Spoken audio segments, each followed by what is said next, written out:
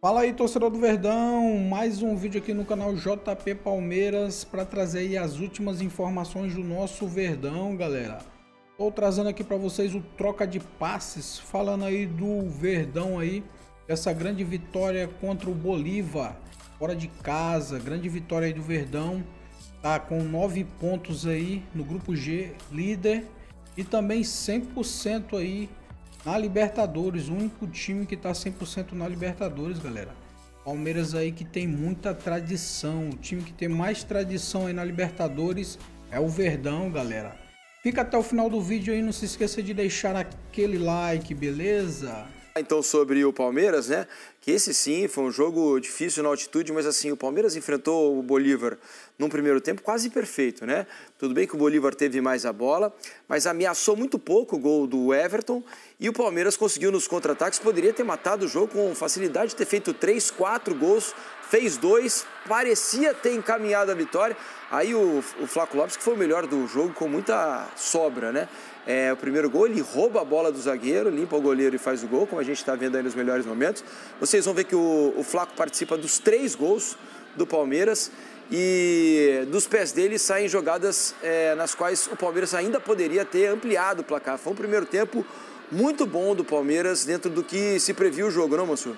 Se a gente pegar o manual que se propaga sobre os jogos na altitude, a parte que o Palmeiras talvez não tenha feito o tiquezinho lá do manual é a posse de bola, né? O Palmeiras ficou com 20% do tempo com a bola, mas conseguiu defender bem a área. O Bolívar finalizou mais, ainda assim finalizou mais do que o Bolívar, né? Agora, é bom lembrar também, assim, a grande diferença do jogo, ainda assim, está naquilo que a altitude não consegue fabricar, que é a qualidade técnica. Né? Foram 2 saídas é evidente que o Flaco tem todo o mérito de pressionar, de disputar a bola, mas 2 saídas desastradas de defensores do Bolívar, o Palmeiras já consegue recuperar a bola. E é ele que rouba essa bola ele rouba também, de novo essa bola. Arranca pela direita, dá espaço para o Facundo que ele acerta a trave. Ali poderia ter feito 3-0 e ter praticamente matado o jogo. O Abel escolheu um sistema, um 5-4-1, né, para tentar defender um pouco mais a área. Nem sempre ele ficava com a linha de 5, porque ele manteve o jeito de defender. Aí uma sequência de defesas do Everton já no segundo tempo, quando o jogo começa a mudar, e aí vão surgir os gols do Bolívar. Mas o Abel manteve o sistema dele de marcação com algumas perseguições. Então, às vezes, o Bruno Fux saía da linha para perseguir, fosse o Vaca, fosse o Patito Rodrigues. Por exemplo, é o que a gente está vendo agora. O Bruno Fux saiu para marcar na lateral, é um dos jogadores de maior estatura da defesa. Agora, ele nem estava no centro da defesa. Bonita, né? E a cabeçada do gesto técnico ali para acertar. E depois desse gol, ele bota o Benedetti para tentar. Mais alto, mais estatura. 97, né, o Benedetti? Nesse momento, a situação parecia muito complicada para o Palmeiras, porque tudo joga contra. 2-2, o adversário crescendo, o desgaste lá no alto, e o Palmeiras consegue achar e outra jogada do Flaco. Dribla o marcador, né? Vai à linha de fundo, cruza para trás, o Facundo erra bizonhamente, era só ele empurrar com o pé direito e acaba saindo uma assistência para o Maurício fazer o gol da vitória. Isso. Enfim, dadas as circunstâncias, gente, não tem como... É quase desumano você julgar desempenho, atuação individual de jogador, postura tática o tempo todo, nas circunstâncias em que se joga em La Paz. 3.650 metros acima do nível do mar, é muita coisa, os efeitos são muito fortes, para alguns maiores, para outros menores, mas para um time não tem como você exigir que um time se comporte da maneira que se comportaria em outras circunstâncias. O Palmeiras defendeu bem a área, o Palmeiras conseguiu aproveitar as chances que teve de contragolpe, poderia ter feito mais gols, é um time tecnicamente muito mais qualificado do que o Bolívar, encaminha a sua situação na Libertadores e quando esse time vier em São Paulo, a probabilidade da gente ver uma vitória confortável do Palmeiras. Agora, Praz, você jogou em La Paz, Praz? Não jogou. Imagino que deva ser difícil, né, para muitos jogadores. Agora, fiquei com a impressão de que o Flaco Lopes nasceu em La Paz, né? Porque talvez tenha feito o melhor jogo com a camisa do Palmeiras, exatamente numa condição absolutamente adversa para a maioria, né? Ele foi muito bem, né? Assim, o Flaco pode não ser um primor de jogador tecnicamente, né? Tem suas características. Eu joguei 7 anos no Palmeiras, né? Sempre foi muito difícil a vida desse 9 no Palmeiras, cara. Eu peguei o finzinho do Barcos, aí depois vieram uma série de jogadores. O Kleber, que jogou no Porto, até foi convocado para a Seleção Brasileira. Allan Kardec, Cristaldo, Alexandro, Barrios, o Rafa Marques jogou de centroavante, Borja. e nenhum caiu, assim, o Rafa, ok, mas o Rafa jogava mais pelo lado, né? Ele foi improvisado às vezes centroavante, mas nenhum centroavante, a cobrança ali é muito grande, né, cara? Então, assim, e ele é um bom jogador, um jogador muito útil, até pensando em composição de grupo por características diferentes do Vitor Roque, né? E eu vou na linha do Mansur. É querer ser muito cri-cri, pontuar alguma questão de atuação do Palmeiras, né? Porque é muito difícil jogar lá. Eu joguei a 3 mil metros, já era meio complicado. É muito difícil jogar lá. O Palmeiras com dois laterais machucados, com 2 zagueiros machucados. Vitor Roque não foi. Então, assim... Veiga, Paulinho... É complicado. Aí o Palmeiras consegue uma vitória que jogando lá é excepcional. Consegue poupar, entre aspas, alguns jogadores, né, para o brasileiro. E assim... Eu também achei o Bolívar um pouco abaixo dos outros Bolívares, apesar da altitude. Foi um time muito desorganizado. O Palmeiras várias vezes conseguiu fazer... A forma como ele se expunha aos contra-ataques... Várias vezes conseguiu fazer a transição. Tu nunca via a última linha do Bolívar composta, organizada. Era sempre uma bagunça, muita bola entrando por dentro, entrando por fora. Então, assim, é um time bem limitado. A gente tem que contextualizar que lá é muito, muito difícil jogar. Sim, você sabe que... Pode falar. Se algo estava pensado, e é evidente que muita coisa estava pensada pelo Abel, mas assim, a linha de 5 defender a área, eventualmente o Facundo e o Estevão davam algum tipo de ajuda, mas também, quando tivesse a chance de ligar, que eles fossem jogadores para tentar correr na frente em velocidade, para incomodar essa linha. E esses jogadores acabaram resolvendo o jogo, quase todas as transições que o Palmeiras teve. O Estevão ainda sai, né? Passando mal, vomitando no campo, né? Ali, devido aos efeitos da altitude. Ainda assim fez um bom jogo. Ainda sobre o Flaco, eu já falei aqui em outros programas, eu acho ele um jogador subestimado. Subestimado. Não é o torcedor às vezes pega no pé do Flaco, diz que talvez não seja realmente o centroavante dos sonhos, mas vamos lá, ele fez 22 gols no ano passado. Quantos jogadores no futebol brasileiro marcaram 22 gols na temporada? Não são muitos, não são muitos.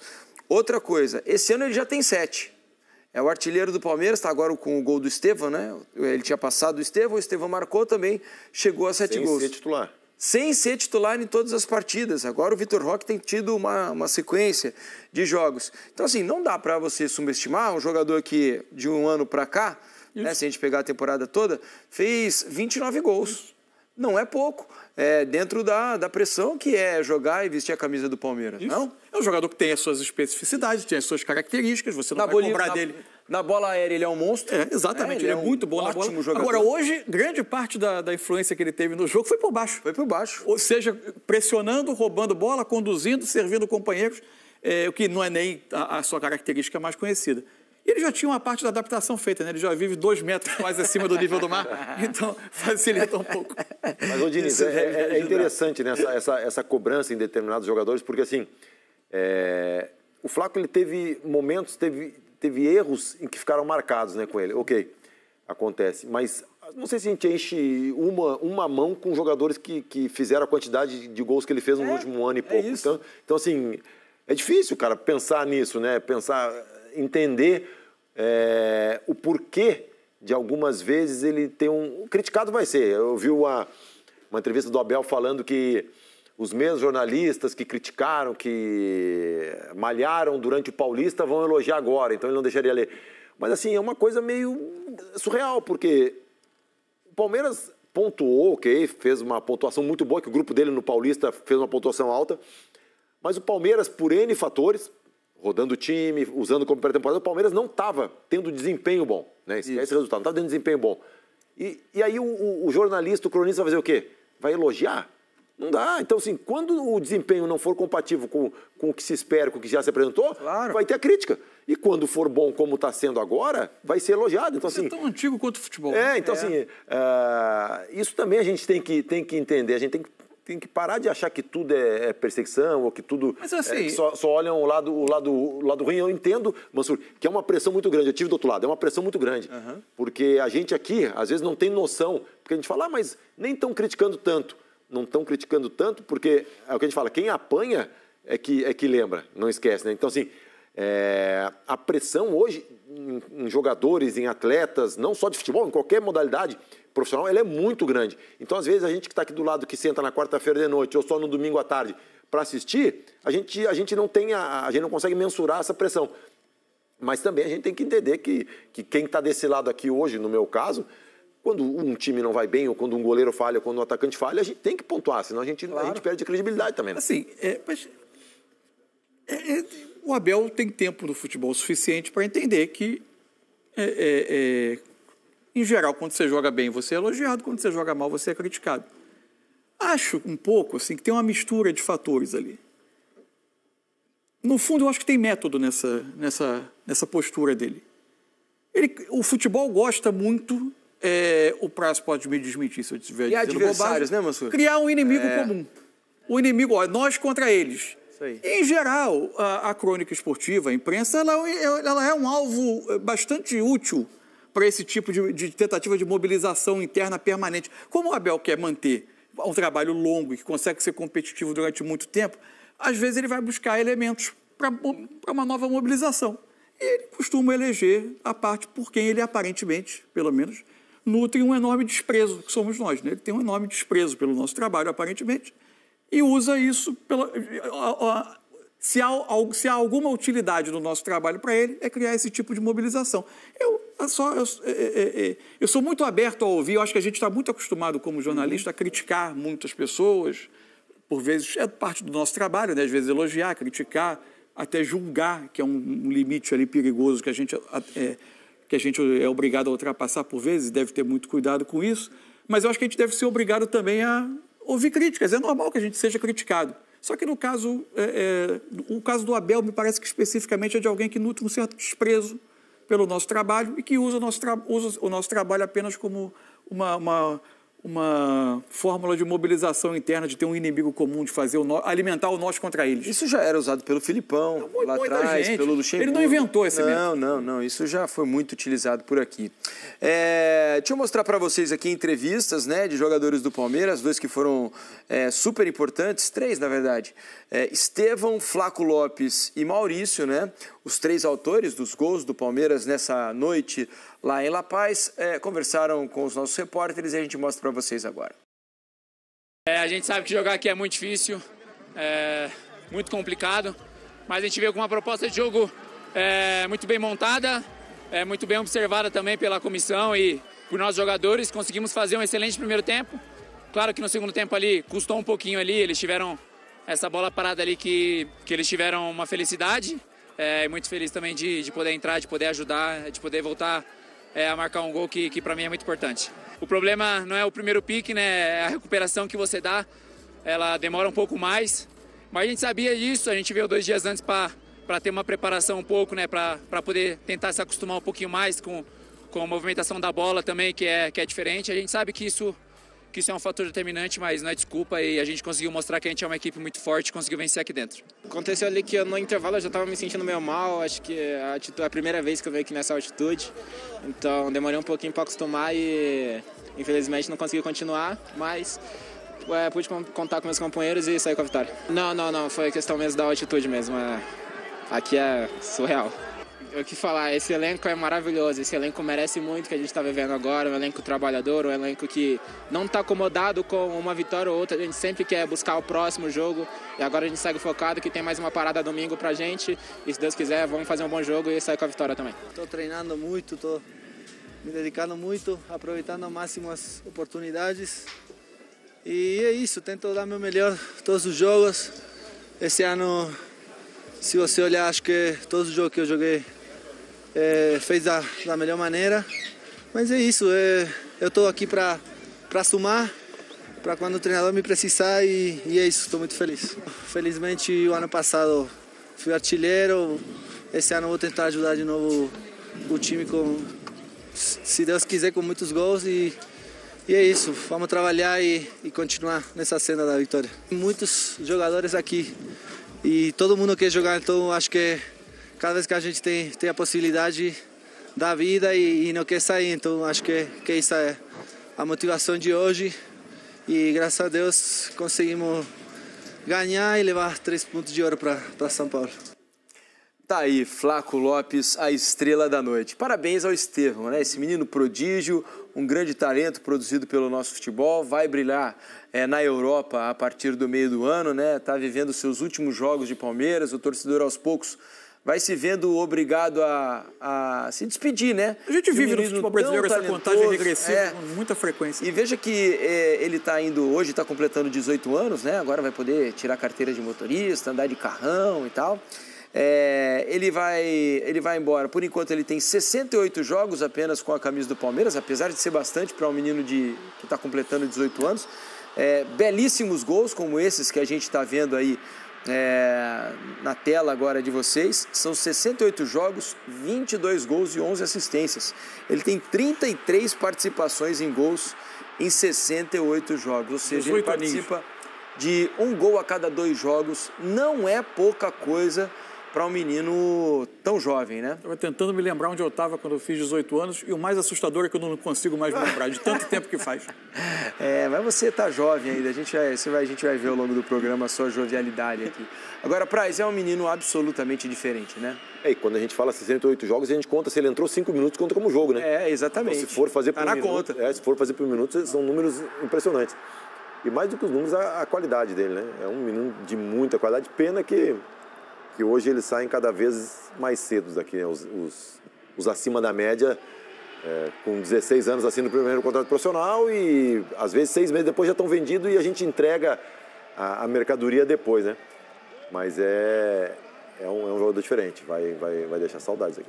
E tomara que ele consiga chegar no Chelsea, né, e jogar, né? Que não seja emprestado para um clube menor, porque o Chelsea contratou jogador de baseada, né, desses jovens aí. Muitos acabaram sendo emprestados para outros clubes, em outros campeonatos. Poucos conseguiram entrar no time e chegar jogando, por exemplo. Tomara que o Estevão vá para lá agora, que faça uma grande Copa do Mundo de Clubes, né, no meio do ano com o Palmeiras, porque ele vai jogar ainda pelo Palmeiras e se despede no Mundial do clube para ir jogar na Inglaterra. Que ele chegue lá, consiga fazer uma boa pré-temporada, vai ter férias provavelmente para iniciar 2025, 2026 com tudo por lá. Muito a expectativa minha para saber como ele vai ser usado também, né? Primeiro que ele fique no Chelsea, o staff dele parece muito confiante de que ele fica no Chelsea e de que ele vai ser usado uma posição um pouco mais central, que foi isso que teria cercado, inclusive, a escolha dele pelo clube. Vamos ver, tomara que ele se acomode o mais rapidamente possível, que ele conquiste o espaço. Não é fácil, né? É uma competição grande. Muitos jovens com um perfil de jogadores que estão buscando espaço. Tem sido esse o perfil de contratação do Chelsea ultimamente. Tomara que ele consiga se firmar e ter muitos minutos jogando. Ainda mais, né, a temporada antes da Copa do Mundo, né? Então é importante que ele tenha esses minutos. É isso. Vamos ouvir então Abel Ferreira, o técnico do Palmeiras, falou depois dessa vitória importantíssima por 3-2 lá na altitude de La Paz, e a gente mostra para vocês agora aqui no Troca. Olha, a preparação, sempre que nós viemos aqui jogar, foi igual. Portanto, o Palmeiras já quando veio aqui, perdeu aqui, na altura que estava a disputar um título a meio da... Portanto, nada foi diferente. O Palmeiras, pelo menos desde que eu sou treinador, sempre ofereceu as melhores condições para estarmos melhor preparados, para estarmos mais próximos da vitória, e acho que o segredo hoje passou por duas coisas, na minha opinião: sacrifício e esforço dos atletas e inteligência tática dos nossos jogadores. Algo que nós já tínhamos feito em Fortaleza, disse isso aos jogadores: vamos sofrer o mesmo que sofremos em Fortaleza. A diferença é que em Fortaleza não era preciso correr para transpirar, aqui era preciso fazer força para respirar. E para vocês terem a noção do sacrifício que os jogadores fizeram, eu mesmo quando vinha a subir as escadas do túnel, cheguei acima e estava cansado. E se eu estou cansado, imagina os jogadores a jogar aqui. E como disseste muito bem, nos últimos 5 anos apenas 2 equipas ganharam aqui. Eu tenho que pôr gelo na imprensa, porque os mesmos que vão elogiar agora foram os mesmos que nos rasgaram todos no Paulista, e mesmo assim fomos à final. E fomos completamente criticados pela imprensa. A nossa força é que nós sabemos aquilo que fazemos dentro, e tudo é um processo. É um processo que leva tempo. Então, aos meus jogadores, eu vou-lhes dizer exatamente isto que te vou dizer a ti. Não leiam o que escrevem, porque agora vão-nos encher o ego de armadilhas. Nós somos os mesmos, não mudou nada. Então a vocês, eu vou dizer aos jogadores, não leiam o que andam para aí a escrever, que são os mesmos que vos rasgaram todos. Todos. A vocês e a nós e a todos os que trabalham são os mesmos. Então, calma. Gelo. Então é isso, torcedor do Verdão, valeu por chegar até aqui no final do vídeo, não se esqueça de deixar aquele like, beleza? Se inscreva no canal se você ainda não for inscrito, falou e até mais!